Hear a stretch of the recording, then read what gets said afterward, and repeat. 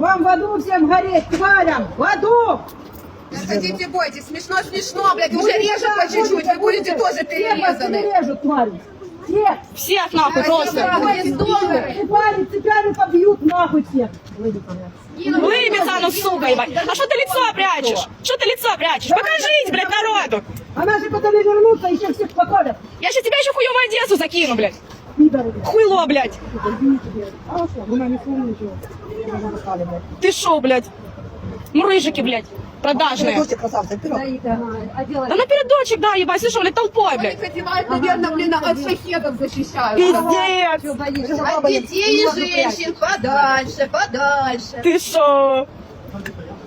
Улыбнись, улыбнись. Давай, покажись, давай. Что там, сволочь? Что ж ты не повернешься такой смелый? Стыдно! Ржешь! Я На проводила том свете только будешь слово. ладно на том свете! Ты повернись, Вы улыбнись все сюда. обещали. Улыбка у тебя красивая, давай. Конечно. Барбара. Тебе ж, блядь, так смешно стоять, блядь, ржать. Стоишь такой козел делом, и напередок летуй за всех! Чего не идешь? Форма уже как раз есть. Конечно, сразу купленная вся командировка. Пиздуй, блядь, на ноль.